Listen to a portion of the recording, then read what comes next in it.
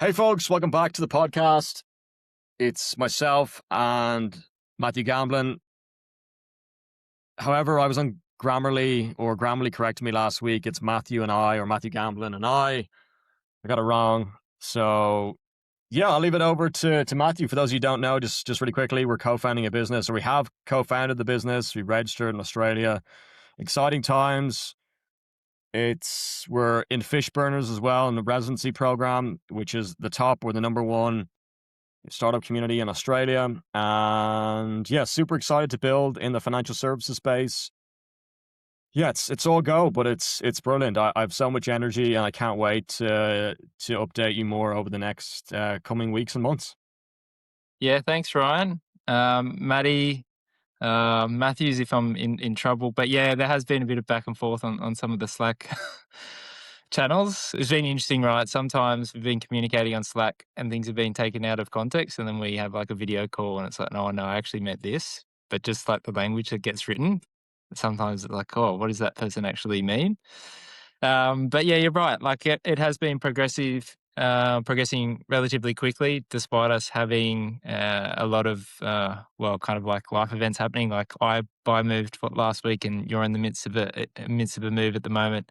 So just kind of navigate that, plus trying to get the business going as well, and it's progressing quite nicely, and it's happening. I don't want to kind of jinx it, but it's kind of happening organically. Stuff is happening, and we're not really having to kind of really like push in certain areas, which I think is a really good outlook. Right, things should to some extent kind of come naturally. So that's exciting, and yeah, keen to unpack a bit more about kind of how AI and how we're, I guess, leveraging it in what we're doing and how we use it. By no means are we like philosophers on it, or like super experts in how it's kind of created, but we can find kind of use cases in our day-to-day lives. Definitely. And I think one of the most popular episodes previously, for those who don't know, the podcast has gone for quite a while, but pivoted recently with the business. So we may join the two up, seeing how things go. We had an episode, if you want to go back, I think it's episode 13, is the previous podcast on AI. But that was last year. That wasn't very much the business specific context to Fluxium AI, which fluxium.ai. You can look it up online. We're in the process of updating the website all the time. And yeah, just the conversations back and forth and the tools we're using, I think it'd be great to be transparent and share for those of you that are looking to start a business. Or again, I'm not a financial advisor. This isn't financial advice, but just some of the things that we're doing. I think it's good to share, to be open and build, the term build in public, and to which is very interesting. I've heard that you see, just a bit of a tangent before we start into AI. You see a lot of people going into stealth mode when they're building startups or businesses, and you see the opposite side, which is the build in public. I'm not saying either are wrong or correct, but it's just very interesting, and I think we're taking a hybrid approach. Just some of the internal conversations. We'll just do, maybe just give out one thing. Some of the internal conversations we're having is around a hybrid plus approach. And that is around just as co-founders working together, complementary skills, or is the way that we can combine two things and make sure that it's also adding together into a plus. So, for example, excuse the but Maddie, excuse me, comes from a financial services background, financial background. I come from a tech background. So both together is a hybrid, and then the plus would be the business or the startup fintech. That's a very maybe basic example. For some, it may not be, but and on top, layered on top, maybe AI as well. So super interesting. I don't know if you want to add to that, Maddie, before we get in. I just thought I'd mention something off the top. No, like that certainly makes a lot of sense in probably like a skill set, and I think and background, and it's probably also the way in which we think too. So slightly different, where I'm probably a little kind of more like risk averse and a bit more kind of reserved, whereas I'd say you're a little bit more like, I guess, the optimist and gun ho. And I think that's good because it kind of balances each other out, particularly when we're thinking about certain kind of problems. Because sometimes you might want to go like full steam ahead. I'm like, oh, hang on, well, what about this or this? Just because I've seen the other side. And I think we're, yeah, getting used to managing that, and I think that that'll get better with time as well, because there will be opportunities where we go really fast, and then there might be opportunities where we're like, no, hang on, we'll kind of put a pause on that for this point in time for these reasons.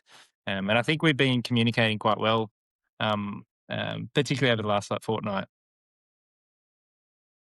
Definitely, with our communication, try to keep it as open, honest, and transparent as possible. I know it's the second time I've used the word transparent, so I try not to get into too much. But we've definitely been pretty open about any issues that are going on, and yeah, also taking the approach we already took. Yeah, I don't want to go on another tangent. I'd like to get an AI for the listeners. We're 5 minutes in, but we're kind of taking the tortoise and the hare approach at the start, whereas now we're moving a bit of faster speed. But we're trying to remind ourselves that this is a can be a marathon or an ultra marathon at times. So not to well, we haven't mentioned that internally, but just yeah, I think we're all going excited. So let's get into AI.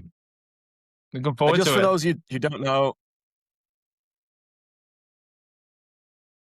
AI or quote AI unquote, this is on ChatGPT, which is an AI tool, which we'll talk about. It usually stands for artificial intelligence.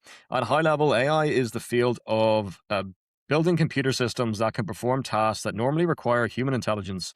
Things like understanding language, recognizing images, making decisions, and generating content. What AI includes today, modern AI, especially the kind used in chatbots and apps, is mostly based on machine learning where systems learn patterns from large amounts of data instead of being explicitly programmed step by step. Examples chatbots and assistants like me on ChatGPT, AI generated tools, recommendation systems on YouTube, Netflix, TikTok, voice assistants, Siri, Alexa. The main idea, instead of writing rules like, quote, if X, then Y, end quote, AI systems learn from examples and improve their predictions over time. Key related concepts artificial intelligence, the overall field, machine learning, systems that learn from data, neural networks, modern, inspired loosely by the brain used in modern AI. Where it's going, AI is rapidly expanding into areas like medicine, diagnosis support, robotics, software development, creative tools, writing, art, music. We've covered some of the companies previously on the podcast that are using the tools or that are getting into AI. It seems like a lot of people are.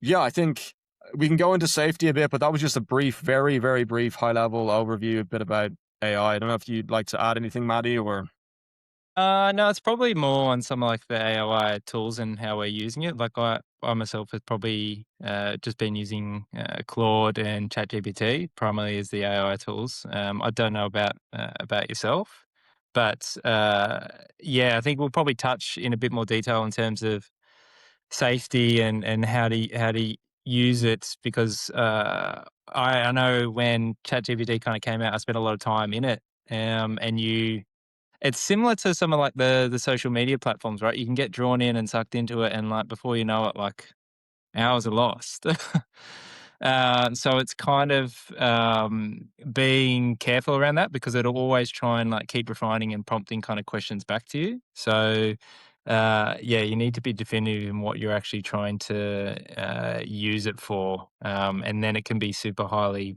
productive. I think we'll probably go in terms of a few more use cases, but that's just my initial opinion off the back of yours. definitely I've noticed that AI tools in my life, like the ChatGPT and Gemini and Claude, they've definitely improved my productivity on a day-to-day basis. And even the small things like recommended systems on like a TikTok, for example, or YouTube, really they almost know the video. It's probably on Netflix as well. I don't watch Netflix at the moment, but they I don't have a subscription, but on YouTube and TikTok, it really recommends the right things. It's yeah, it's super interesting how smart it gets.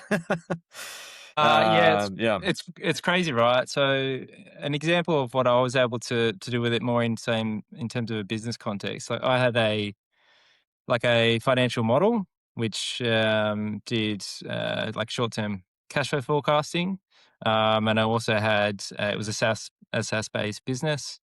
And we were kind of at a decision point what to do with that particular business. Do we potentially kind of pivot and sell off a portion of the business, or do we look for further investment to enhance capabilities in another particular area? So historically, like it was an Excel type of model, and I would have punched in various assumptions and then written up a report in Word, and that got submitted to the board. But in this case, yeah, I was able to upload the file, gave it parameters to work within, and an example of like a board output. Nailed it. It took me a couple of iterations, but then it did it. I was like, oh, well, this is pretty crazy. And I was able to kind of test in terms of what I'd originally put. And I was like, yeah, well, it's there, right? So again, you've got to, in that particular case, I had to kind of control the data that was going into it, and give it examples of what I wanted the output to be. But then it was able to then kind of reproduce that information, and then it also keeps an audit log as well. So yeah, it's kind of exciting, but then also scary at the same point in time. I guess the what is interesting to see is like I knew what it produced was accurate and reasonable, and I would feel comfortable in presenting that in front of a board because I developed the skill set before. But if it was someone kind of younger and they hadn't developed that skill set, how would they necessarily kind of know whether it's right or wrong, and then what they're presenting to senior decision making people in the business is indicatively accurate, right? Um, they wouldn't necessarily know. So that's why I think we're in that tricky point in time of like, well, how do we use it? And this is probably delving into some of that safety piece of how do we use it and not lose those critical thinking skills, which are super important.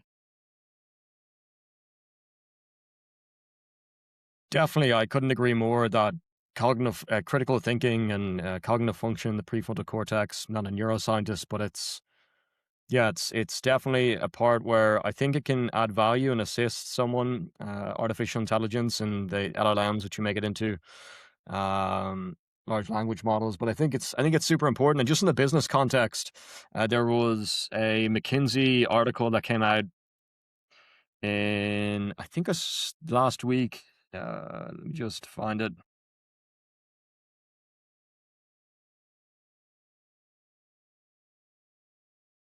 Sec.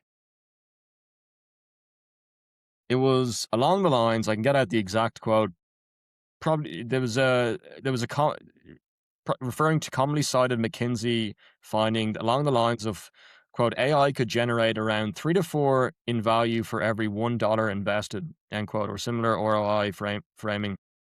The exact number gets paraphrased a lot, so it's worth unpacking what McKinsey actually means. McKinsey and Company, often via its research arm, the McKinsey Global Institute, doesn't usually claim a literal guaranteed return like a financial rule. Instead, it estimates potential economic creation from AI adoption across industries. What the, quote, one in, three out, end quote, idea really means. When you see versions of this claim, it typically comes from McKinsey style estimates, which we already talked about. Generative AI could add trillions of dollars in annual productivity global or gains globally. The value comes from things like automation of knowledge work, writing, analysis, coding support, customer service efficiency, software development acceleration, marketing and sales optimization. The, quote, 3x return, end quote, is more like total estimate economic value creation divided by total global investment cost. There is a quote, though: not every company spends $1 on AI reliably get $3 back. I just, the exact quote, let me see if I can find it. It was on LinkedIn, and the closest verbatim line, McKinsey verbatim line: generative AI's impact on productivity could add the equivalent of 2.6 trillion to 4.4 trillion annually across 63. That's not it. Maybe we'll find it before the end of the show. Or, invested in AI and 3 back. Yeah, I can't seem to find it. I think it's in our chat over on Slack,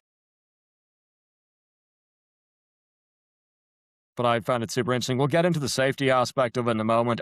I'm not sure if we've gone over AI too quickly.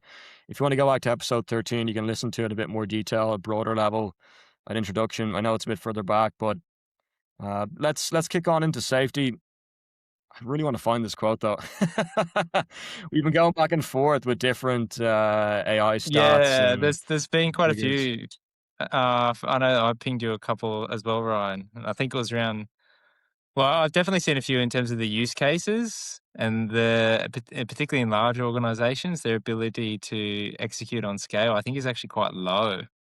I think it's similar to like tech implementations, right? A lot of them, yeah, they implement and then it might get like 75, 80% of the way there. And then I don't know, it kind of stems to a bit of a halt. But I think on the larger side, yeah, it's probably a bit harder to execute at scale, which is why all these AI native companies are still kind of popping up because it's a bit quicker and easier to start from scratch as opposed to being able to talk, building something that's like already historically kind of built.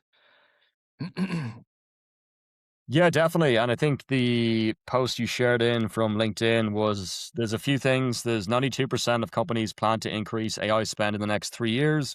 Source, that was the another McKinsey uh, article. Super agency in the workforce 2025. What's actually blocking AI? Leadership alignment, unclear ownership, and misaligned priorities, slow adoption. Cultural resistance to change, uncertainty, and low trust create friction. That's the KPMG managing organizational change in the AI era.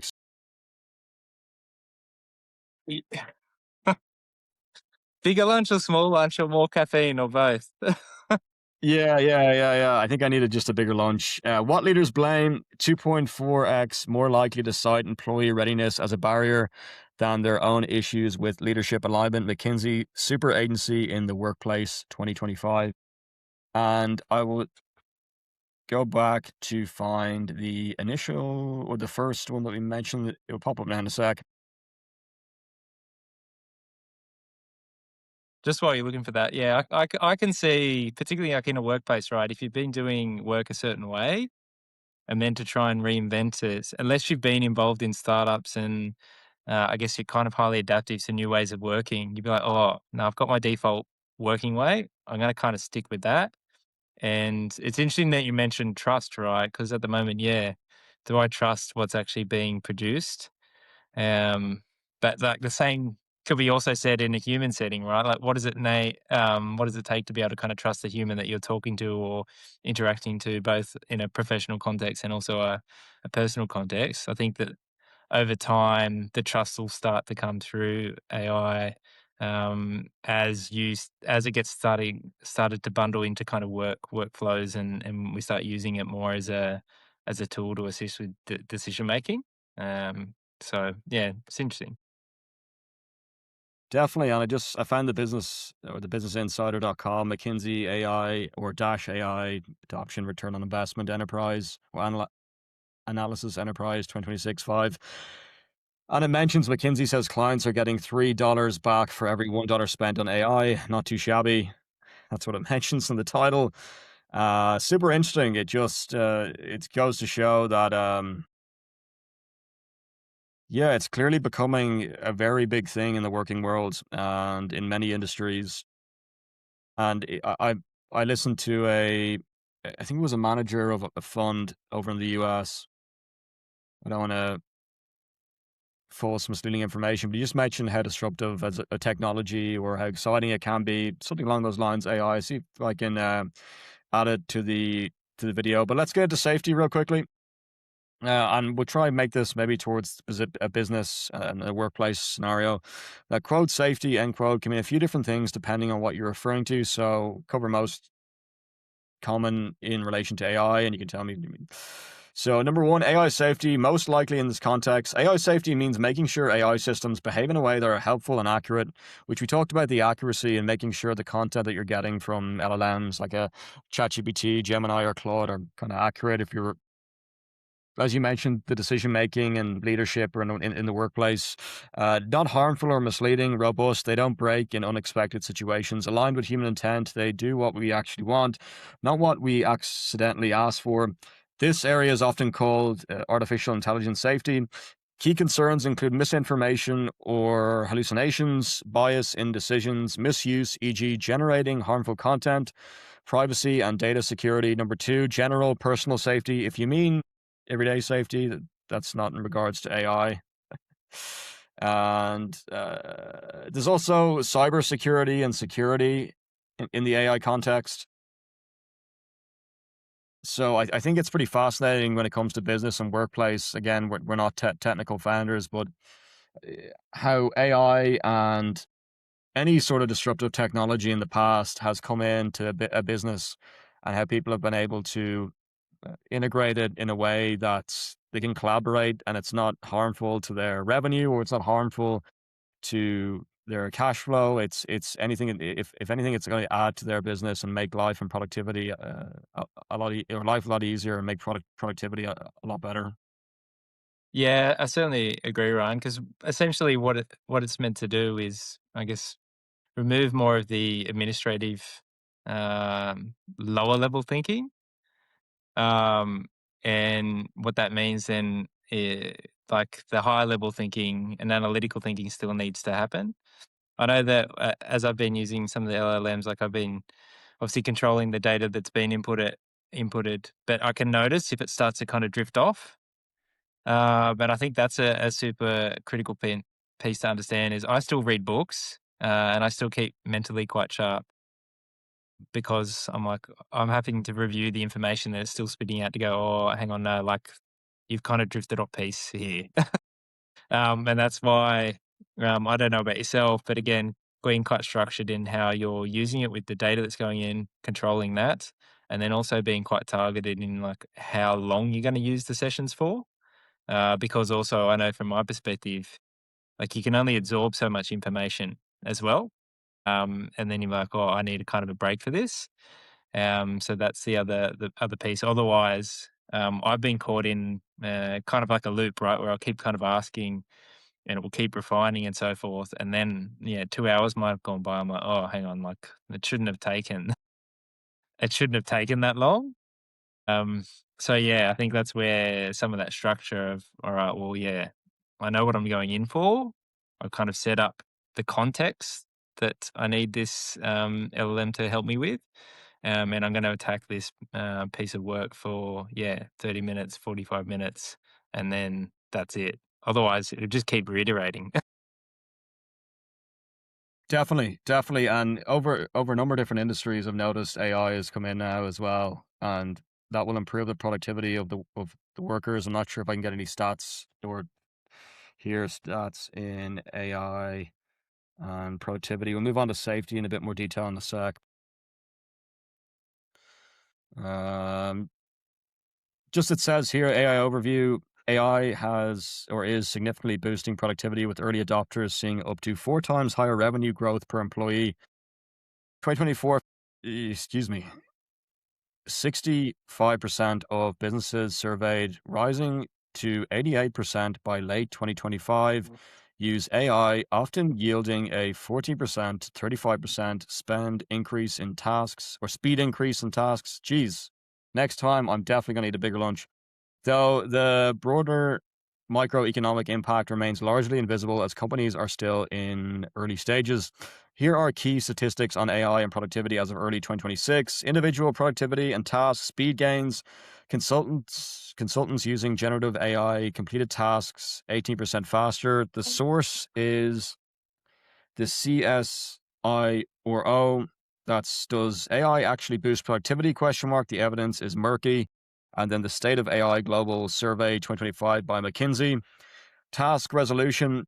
Customer support agents using AI tools resolved 14% more issues per hour, with less experienced agents seeing a 35% productivity increase. Workflow integration. 23% of organizations are scaling AI agents, while 39% are experimenting with them.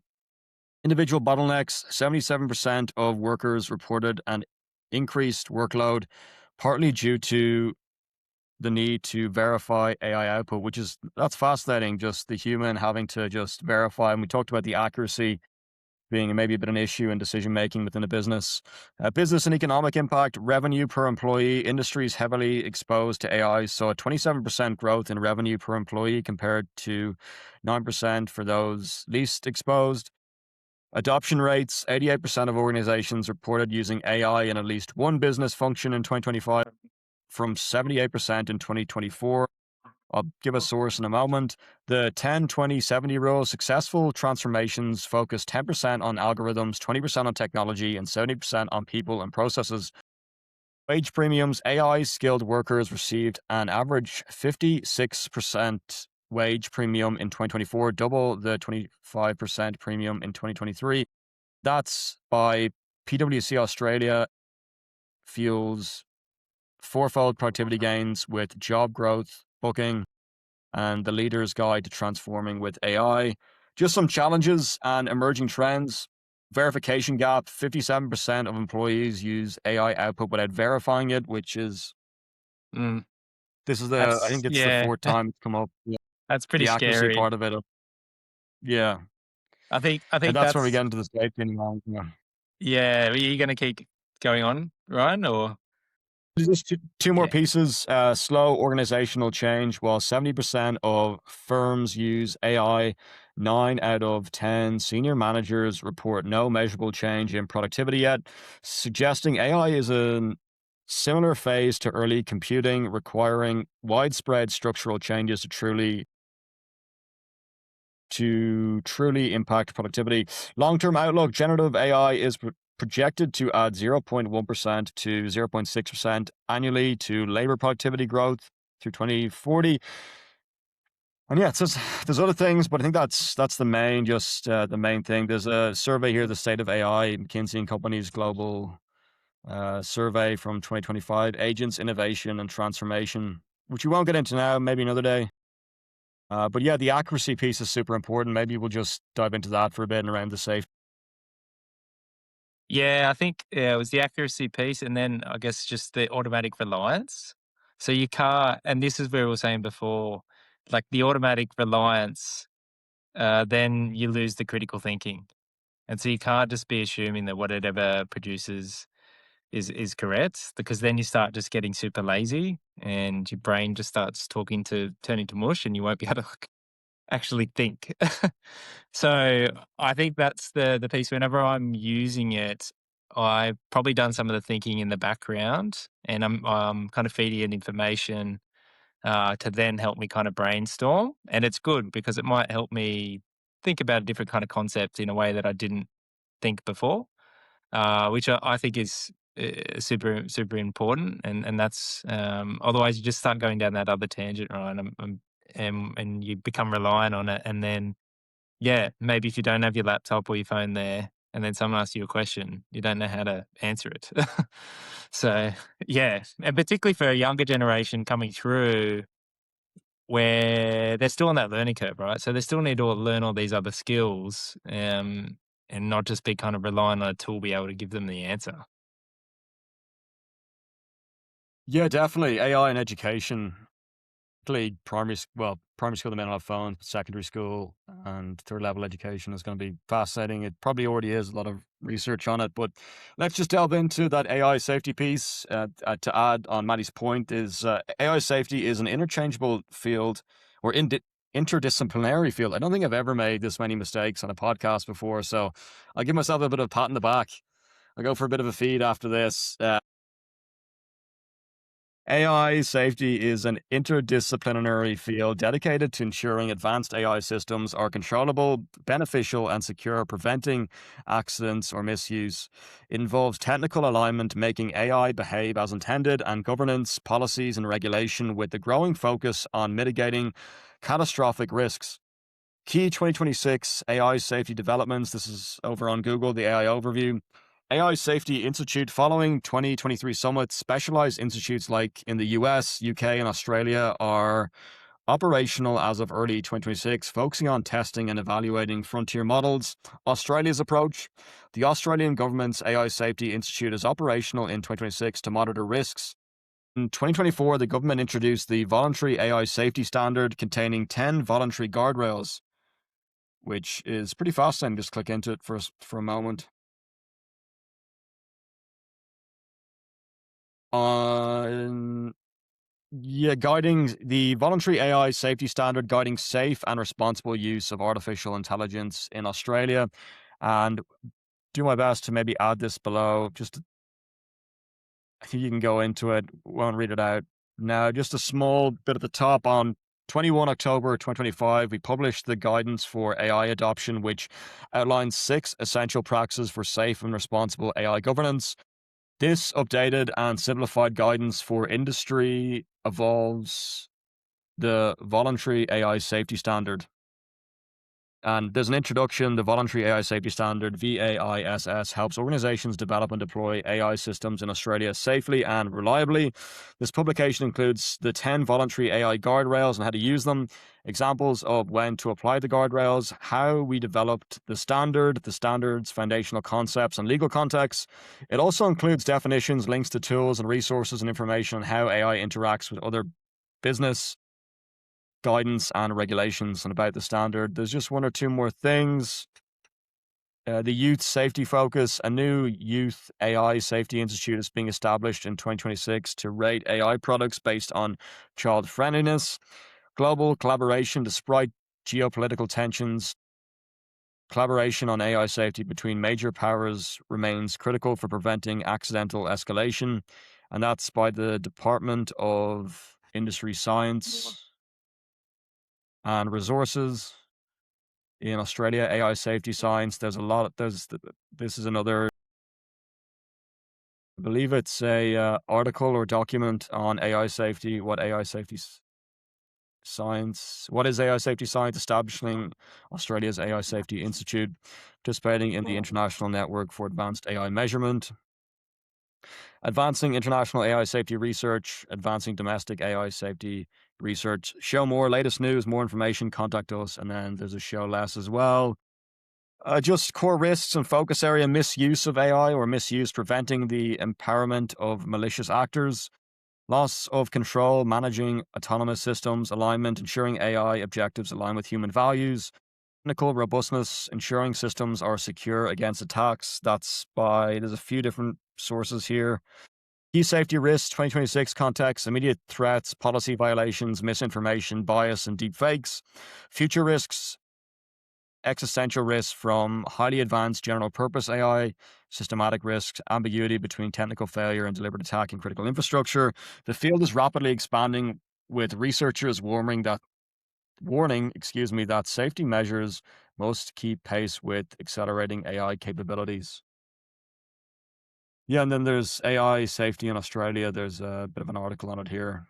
Yeah, it's fascinating where it's going. It just seems moving at a rapid pace with OpenAI opening their offices here, or OpenAI, yeah, said open twice, but opening AI, their offices are now here in Sydney, and Anthropic, I think, are coming, if not already here. And just seems that there's a number of players in the AI space coming to Sydney and even Australia. So it's going to be fascinating to see where AI goes in this country and beyond.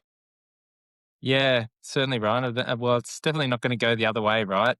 If anything, it's going to get exponentially quicker, which I think is the challenge, right? Because it's coming so quickly that not everyone can kind of keep up. And I think that's shown in some of the statistics, right? That because the way in which we did work is changing, and it's changing super really quickly. So, like, it was a similar experience as when computers first came out, right? Like, that was a revolution in itself. Although, and everyone kind of probably thought that they were going to lose their jobs at that point in time, but it's not. Like, the jobs just changed, and I think that's what we're seeing at the moment. Um, Slowly over time, the jobs will change. There'll be more trust in AI.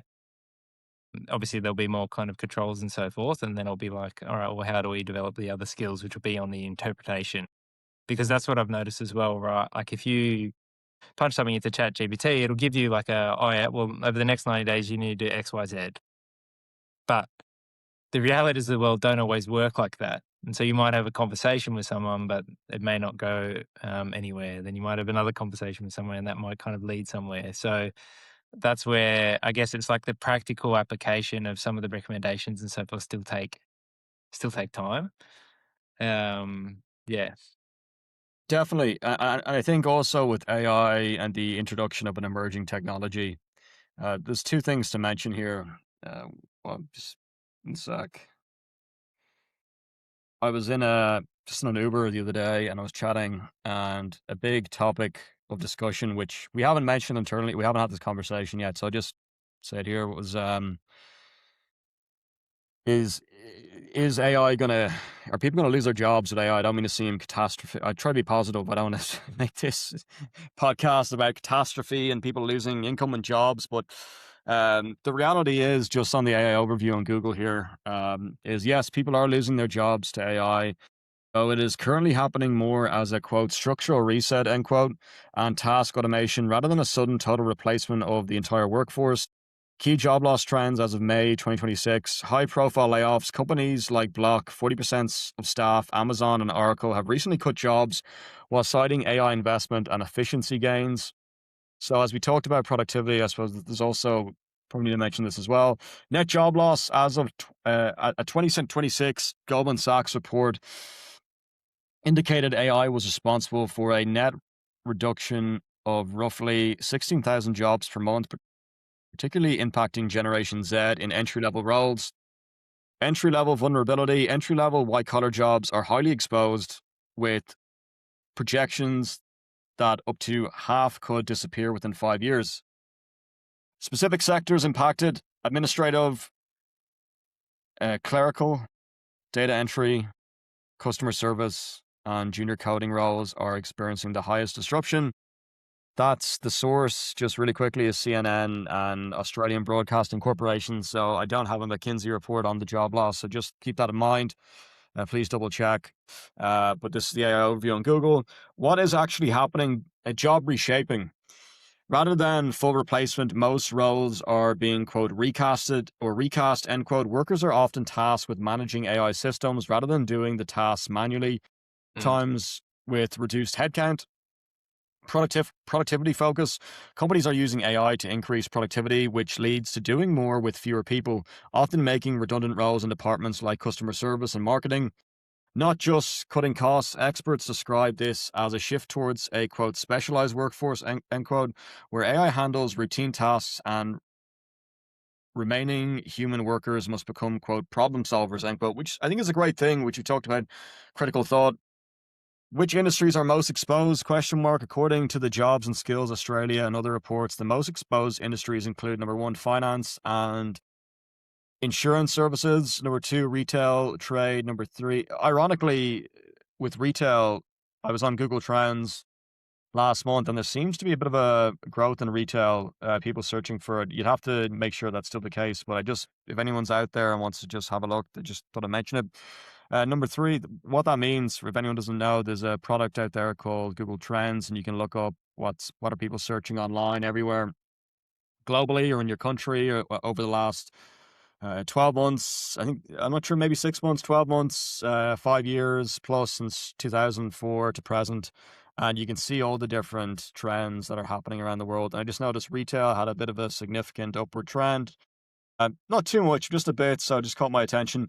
Number three, professional, scientific, and I don't look at it all the time. By the way, I don't look for trends Yeah, all the time, but just something I noticed. you're lying, Uh, Ryan. You're lying. which industries are most exposed? Just to go back real quickly, according to we were talking about that. Number one, finance and industry and insurance services. Number two, retail trade. Number three, professional, scientific, and technical services. Number four, information media and telecoms or telecommunications. Number five, public administration and safety. The sources: SBS Australia, worried about AI taking your job. Experts say that that's only half the story.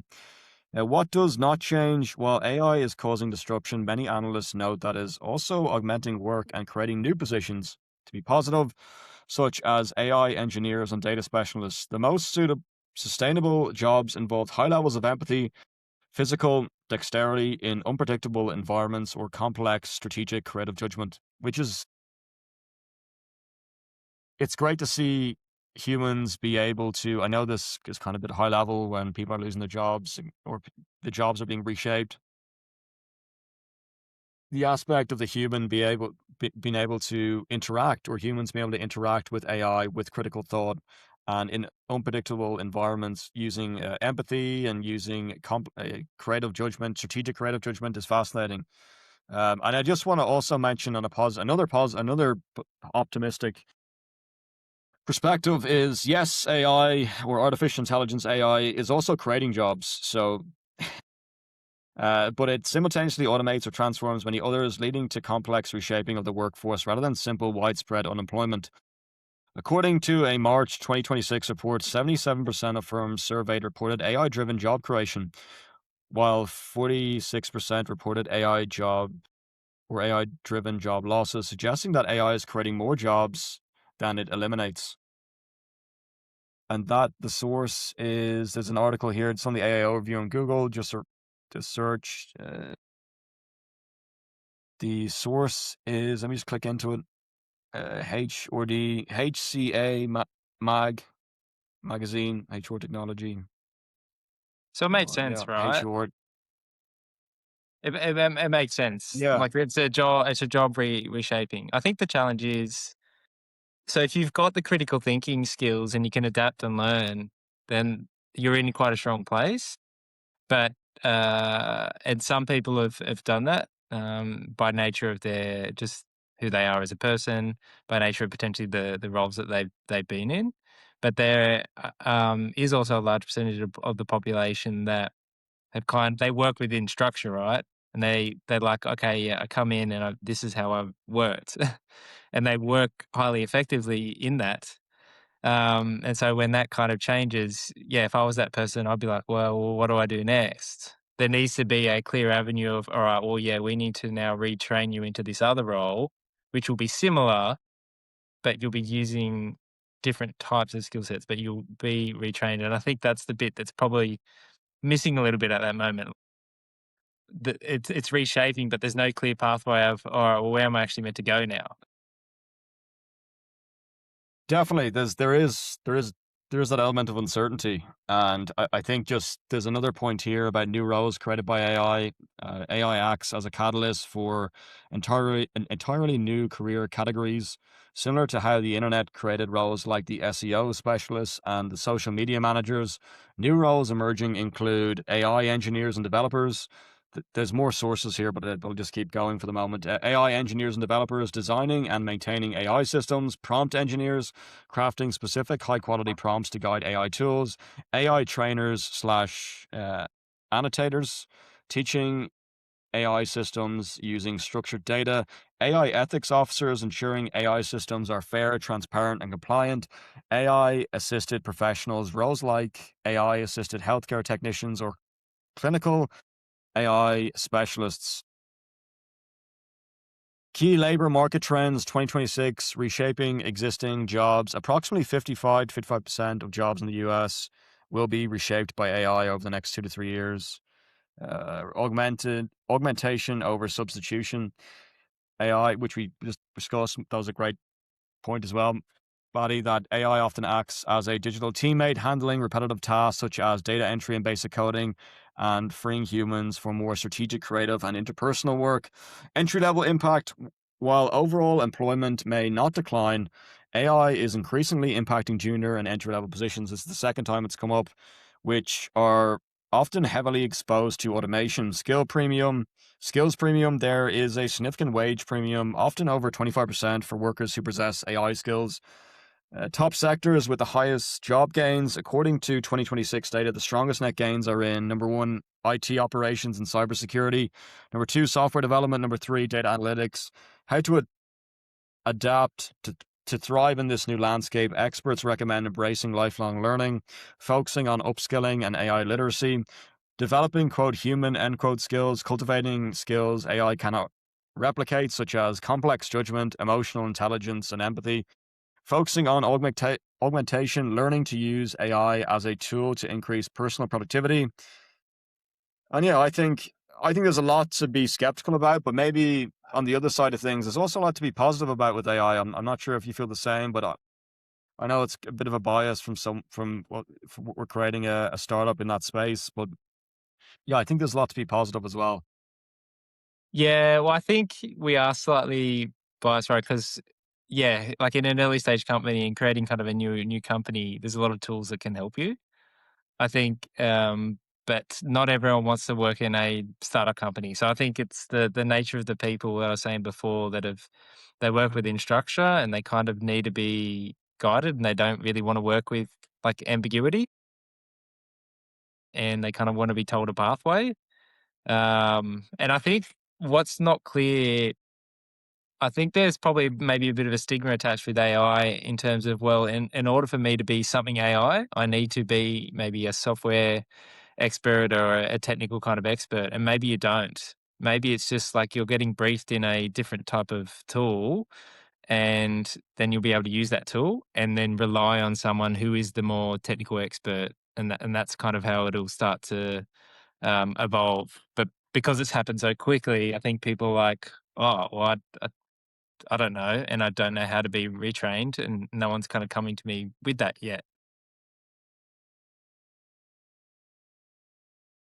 Yeah, yeah. I think for me personally, just I suppose a personal antidote. What I've done over the last number of years is I tried to upskill in AI, read about it, and listen to podcasts. There's a great one out there. There's a daily podcast on AI which you can listen to, and there's so much out there that if you want to be, I know it's been the AI and artificial intelligence seems like it's only coming into mainstream in the last few years, or definitely maybe this year, or maybe 2023 with the launch of Gemini. But I think that more and more people are using it unaware with being recommended things on, we talk about YouTube or TikTok, Mm. and or in their workplace with Google, or I think if Microsoft Copilot as well. Uh, I think learning to work with the technology and the rather than fighting against it, it can be good. And yeah, I think the great points were made there about lifelong learning, and there's things that AI cannot take away, and that is empathy and emotional intelligence, and as we talked about in the previous podcast, the ability to adapt. Yeah, certainly, Ryan. I 100% agree. Like the yeah, you're just gonna have to go down that path. It's gonna be a part of life. It's gonna be kind of like the phone, and to learn how to coexist with it. And I think, yeah, rather than resist it, kind of embrace the change, and then figure out how you can use it within your particular kind of realm. Yeah, definitely, definitely, and I suppose we've gone over. We're nearly on the hour, so we're 47 minutes in. I just love to talk about maybe we give a lot of big takeaways about AI and AI safety. There's a few we can do. There's one that comes to mind. One sec, let me just double check this. Make sure we've already covered it, but let me just see if there's. Yeah, it's popped up twice now. It's that the one big thing about AI safety, and one of the biggest ideas about artificial intelligence safety, is alignment. Alignment equals, quote, does the AI actually do what humans want? Question mark, end quote. The challenge is that an AI can follow instructions literally while still producing bad outcomes. Example goal, quote, make people happy, end quote. Misaligned AI keeps users addicted because engagement looks like happiness.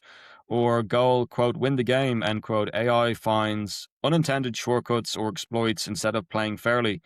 Why alignment is hard. Humans often give incomplete instructions, which we've talked about, vague goals, conflicting values.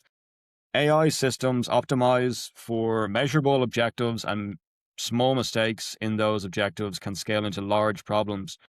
Why many researchers focus on it: as AI systems become more capable, they may make autonomous decisions, control important systems, or influence millions of people. If the system's goals are even slightly off, the effects could be significant. That's why alignment is considered one of the central problems in modern AI safety research. And that's critical, the whole aspect of alignment. I think it's fascinating. I know we're going a bit more complex than the previous AI podcast, but yeah. No, I think it's super important, right? Like, because that's what I've noticed. The model will it'll drift.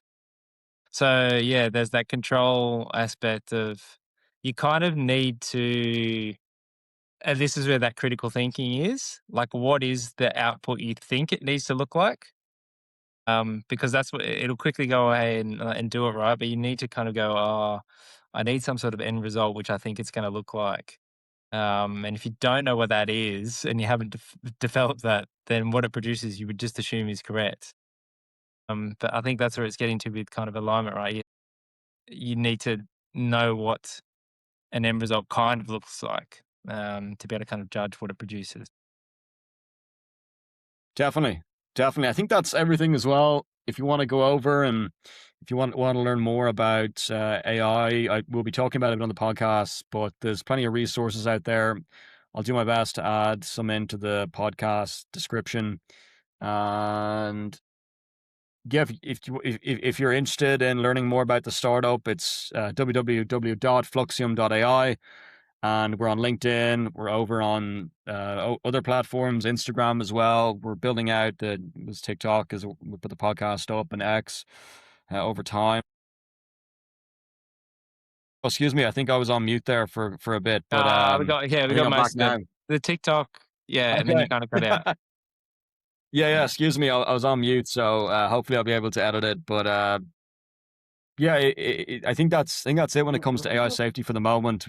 It's a bit of a longer podcast till we talk about it, about the alignment piece at the end. But if you want to learn more, hopefully I'll include some things in the description, or you can go over and check out the